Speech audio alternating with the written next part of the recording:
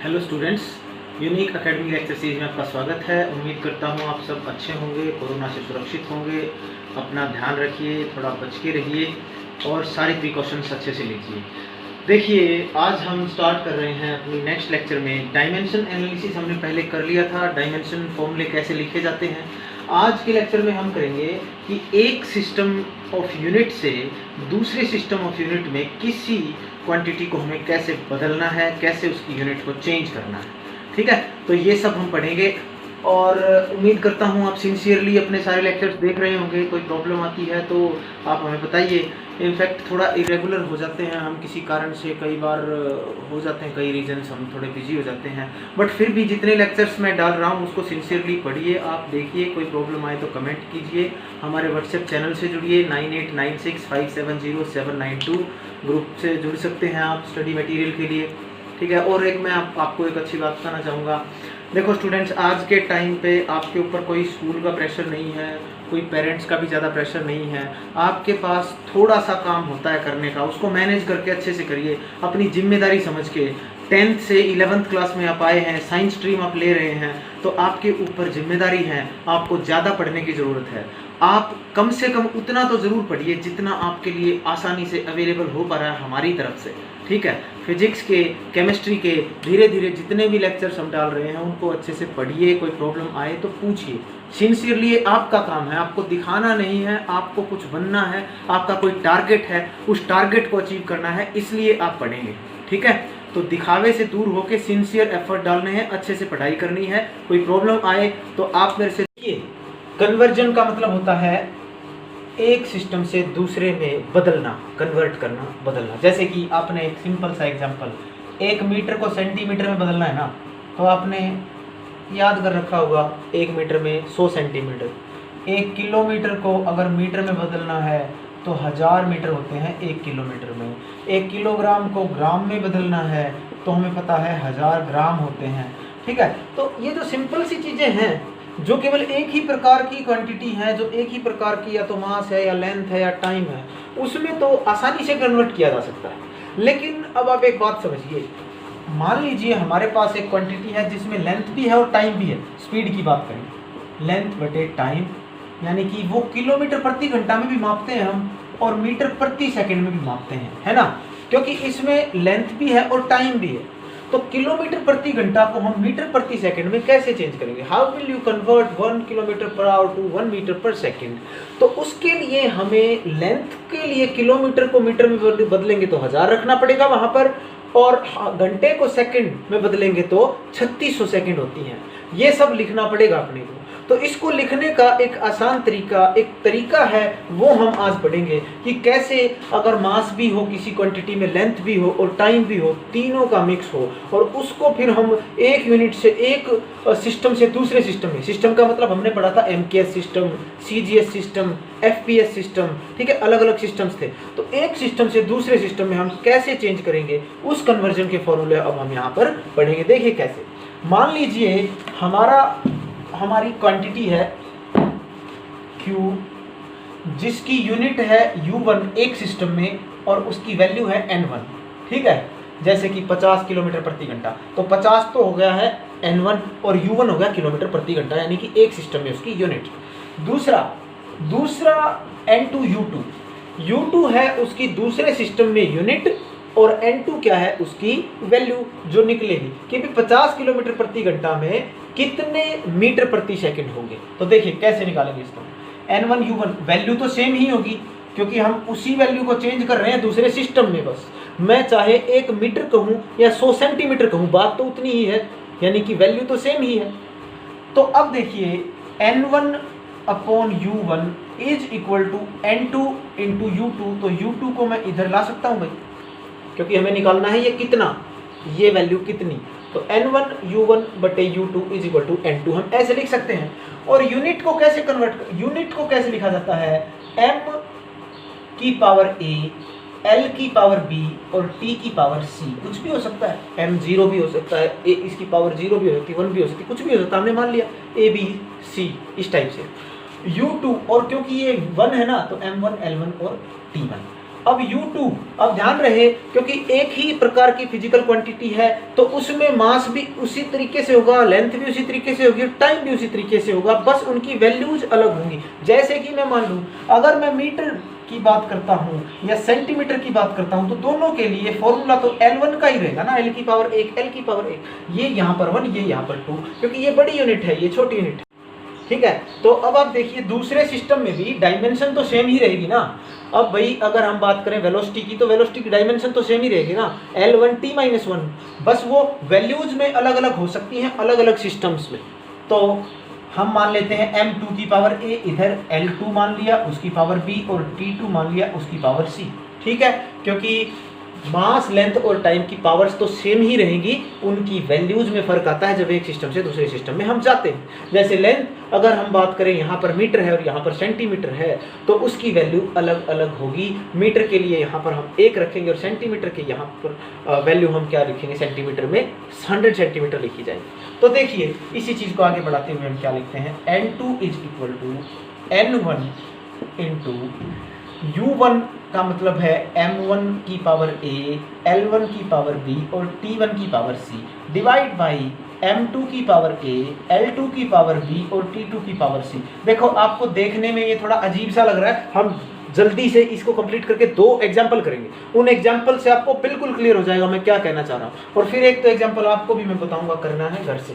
ठीक है, तो अब देखिए N1 M1/M2 इसकी पावर A, L1/L2 इस पूरे की पावर हो जाएगी, L1/L2 इस पूरे की पावर B और T1/T2 उस पूरे की पावर C, ऐसे हम करेंगे। ठीक है, अब मैंने क्या बताया था कि मान लीजिए 72 km/h है, उसको आप मीटर पर सेकंड में बदलेंगे तो कितने मीटर पर सेकंड, यानी कि N2 की वैल्यू हमें निकालनी है कब, जब N1 की वैल्यू तो है 72 और किलोमीटर प्रति घंटा, यानी कि L के लिए तो 1 भाई किलोमीटर प्रति घंटा का मतलब है स्पीड या वेलोसिटी, तो उसकी जो डायमेंशन है वो क्या है, L1t-1 और M की पावर जो है वो 0 होगी, यानी कि ये सारी ये पावर 0, ये पावर 1 और ये पावर हो जाएगी 1 -1 हो जाएगी। ठीक है, इस तरीके से वो वैल्यूज हम रखेंगे। तो अब देखिए 72 km/h वो वैल्यू दे रखी है हमारे पास, N1 की वैल्यू है। अब जो फॉर्मूला है डायमेंशन फॉर्मूला वेलोसिटी का वो क्या है, L1t-1, यानी m के लिए तो 0 हो गया और L1/L2 इसकी पावर 1, T1/T2 इसकी पावर -1। अब हम करेंगे 72, ये होगी वैल्यू 1, किसी की पावर 0 होती है 1। L1 है बड़े सिस्टम में वैल्यू, तो वो बड़े सिस्टम में वैल्यू जो होगी वो कितनी होगी, 1 मीटर यानी कि 100 सेंटीमीटर, और छोटे सिस्टम में 1 सेंटीमीटर, सॉरी हम इसमें किलोमीटर प्रति घंटा ले रहे हैं, तो उसके हिसाब से हमें क्या लेना पड़ेगा, सबसे पहले तो ऊपर वाले सिस्टम में किलोमीटर और दूसरे में मीटर पर सेकंड, तो इसमें मीटर लेंगे और इसकी पावर 1। सेकंड T1 दोनों में क्या है, इसमें तो T1 है आवर 1 आवर और दूसरे में सिस्टम में हमने मीटर पर सेकंड में लेनी है वैल्यू, तो -1। ठीक है, अब हम क्या करेंगे, अब हम दोनों वैल्यूज को मैच करेंगे। 1000 किलोमीटर 1000 मीटर हम लिख सकते हैं डिवाइड बाई 1 मीटर, मीटर से metre cancel, multiplied by 1 hour को लिख सकते हैं 3600 सेकंड। अगर ना करना आए ये इवेलुएट तो आप इसको देखिए, घंटे को मिनट में और मिनट को सेकंड में कन्वर्ट करेंगे। 1 घंटे में 60 मिनट होते हैं और 1 मिनट में 60 सेकंड होते हैं, तो 60 × 60 यानी कितने हो गए, 3600 सेकंड हो जाएंगे 1 घंटे में। सो 3600 सेकंड डिवाइड बाई 1 सेकंड, और ध्यान रहे इसकी पावर क्या है, -1।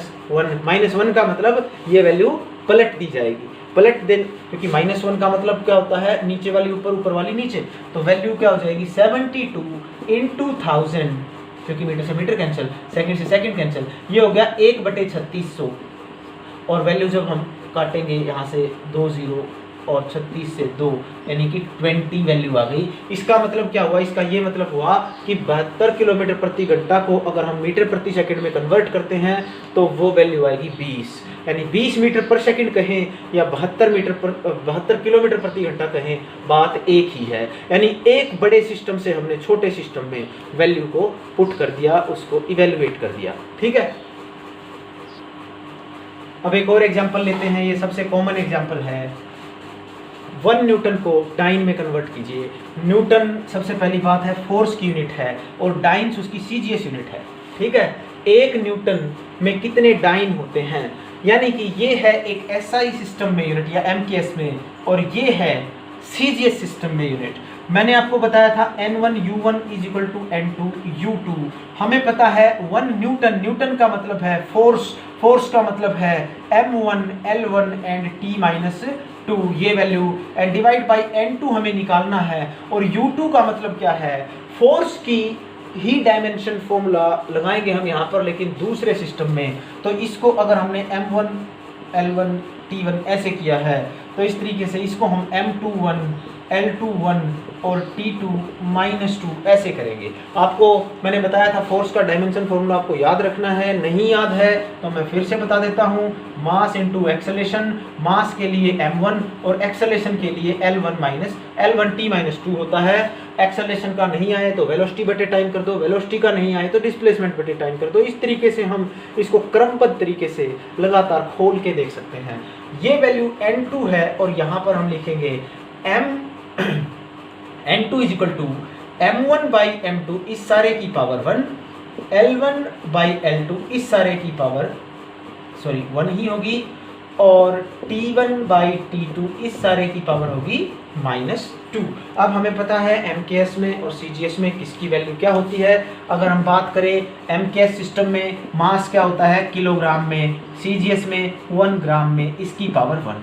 L1 लेंथ इसमें मीटर में होती है, CGS सिस्टम में सेंटीमीटर में होती है, टाइम दोनों में सेकंड में ही होता है, इसकी पावर -2। ये कैंसिल ही हो जाएगा। 1 किलोग्राम की जगह पे हम लिखेंगे 1000 ग्राम डिवाइड बाई 1 ग्राम, ये वैल्यू कैंसिल, इसकी पावर 1। 1 मीटर को लिखेंगे 100 centimetre divide by 1 centimetre, centimetre से सेंटीमीटर कैंसिल, इसका मतलब 1000 गुना में 100, 10 की पावर 5। इसका मतलब N2 क्या आया, यानी डाइन क्या आ गया, 10 की पावर 5। मतलब हम बोल सकते हैं कि 1 न्यूटन में 1 लाख डाइन होते हैं। ठीक है, 10 की पावर 5 डाइन। डाइन जो है सीजीएस सिस्टम में फोर्स की यूनिट होती है। एक और एग्जांपल करेंगे तो आपको बिल्कुल ही क्लियर हो जाएगा, और फिर 1-2 एग्जांपल मैं आपको बताऊंगा जो करने हैं घर से। Next is convert 70 joules into ergs. Joule किसकी यूनिट है पता होगा सबको, उसकी जूल यूनिट है वर्क और एनर्जी की, वो एसआई यूनिट है या एमकेएस सिस्टम में है, और अर्ग हमारी है सीजीएस सिस्टम में यूनिट। ठीक है, तो फिर से वही बात, N1 U1 is equal to N2 U2। N1 कितना है 70, और जूल, जूल का मतलब वर्क, और वर्क का डायमेंशन फॉर्मूला क्या होता है, force into displacement, M1 L2 और T-2। N2 हमें निकालना है कि कितने अर्ग होंगे, यानी दूसरे सिस्टम ऑफ यूनिट में कितनी वैल्यू आएगी, N2 है वो, और दूसरे सिस्टम ऑफ यूनिट में भी डायमेंशन फॉर्मूला है वो तो सेम ही रहेगा, लेकिन उसमें फर्क हो जाएगा। इसको 1-1 लेना पड़ेगा अपने को, और इसको 2-2 या कुछ भी ले सकते हैं, AB भी ले सकते हैं, ये AA वो BB, इस टाइप से कुछ भी जो आप कॉमन करें, लेकिन ध्यान रहे डायमेंशन फॉर्मूला सेम रहेगा। डायमेंशन फॉर्मूला सेम क्यों रहेगा, क्योंकि अगर मैं किसी चीज़ की लेंथ कन्वर्ट कर रहा हूँ तो लेंथ चाहे मैं मीटर में लूँ या सेंटीमीटर में लूँ, उसके लिए डायमेंशन फॉर्मूला L1 ही रहेगा, M0 L1 और T0। तो सेम वे में ये यूनिट अलग अलग हो सकती हैं, छोटी बड़ी हो सकती हैं, लेकिन उसकी मापन का तरीका तो एक ही होगा, उतना ही मास, उतनी ही लेंथ और उतनी ही टाइम की पावर होगी। ठीक है, ये आपको ध्यान रखना है। तो N2 is equal to value 70 into M1 by M2, इसकी पावर हो जाएगी 1, L1 बाई L2 इसकी पावर हो जाएगी 2, और T1 बाई T2 इसकी पावर हो जाएगी -2। और अब आपको पता है क्या करना है हमें, ऊपर वाली जो यूनिट है वो जूल है, यानी SI सिस्टम में, तो SI सिस्टम में मास की यूनिट क्या होती है 1 किलोग्राम, CGS सिस्टम में क्या होती है 1 ग्राम। SI सिस्टम में लेंथ के लिए मीटर और जो CG सिस्टम है उसमें 1 सेंटीमीटर इसकी पावर 2, और दोनों में अगर टाइम की यूनिट ली जाए तो सेकंड ही है। इस तरीके से सेकंड कैंसिल हो जाता है और इनमें वैल्यू रखेंगे हम 70 गुना 10 की पावर 3, ठीक है, 1000 ग्राम बटे 1 ग्राम, 1 ग्राम से ही कैंसिल, और 100 centimetre divide by centimetre, centimetre से सेंटीमीटर कैंसिल। लेकिन ध्यान रहे उसकी पावर 2 है इस बार, ये ध्यान रखने की बात है कि ये 1000 हो गया 10 की पावर 3 और ये है 100 10 की पावर 2, उसकी भी पावर 2 का मतलब है 10 की पावर 4 हो जाएगा। And 70 into 10 to power 3 into 10 to power 4 that is equal to 10 to power 7 ergs. हम बोल सकते हैं कि 70 जूल में 70 गुना 10 की पावर 7 अर्ग होते हैं, ठीक है। तो इस तरीके से हम कोई भी वैल्यू कन्वर्ट कर सकते हैं। अब मैं आपको 2 एग्जाम्पल लिख के देता हूं और वो आपको घर पे करके देखने हैं। अगर नहीं आए तो आप कमेंट करें या व्हाट्सएप पे मेरे से पूछ सकते हैं, कोई भी डिफिकल्टी आए तो। आपको ये क्वेश्चन खुद करना है, देखिए क्या है क्वेश्चन में। When 1 metre 1 kilogram and 1 minute are taken as fundamental units, the magnitude of force is 36 unit. मान लीजिए कोई ऐसा सिस्टम है जिसमें फंडामेंटल जो यूनिट्स है वो क्या है, मीटर है, किलोग्राम है और मिनट है, ठीक है, लेंथ मास और टाइम के लिए रिस्पेक्टिवली ये यूनिट्स है फंडामेंटल, और उसमें फोर्स की वैल्यू 36 यूनिट्स आती है। यूनिट्स मतलब उस सिस्टम में जो यूनिट है वो 36 वैल्यू आई उसकी। तो आपको CGS सिस्टम में कन्वर्ट करना है कि उस 36 यूनिट की वैल्यू CGS सिस्टम में कितनी होगी, ये आपको करना है। और ये आप पिछली जो तीनों एग्जांपल्स मैंने बताए उनको अच्छे से समझ के इसको करने की कोशिश करिए, ठीक है। फिर भी अगर आप नहीं कर पाते हैं तो नेक्स्ट लेक्चर में आते ही मैं पहले इसको सॉल्व करवाऊंगा और उसके बाद हम आगे करेंगे, ठीक है। तो आज के लिए एक ये छोटा सा और बहुत ही इंपॉर्टेंट टॉपिक है, इसमें से एग्जाम में 90% चांसेस हैं आपसे क्वेश्चन पूछा जाएगा, ठीक है। तो आज के लिए इतना काफ़ी है। कोई भी प्रॉब्लम आए तो व्हाट्सएप करें मुझे 9896570792। Thank you.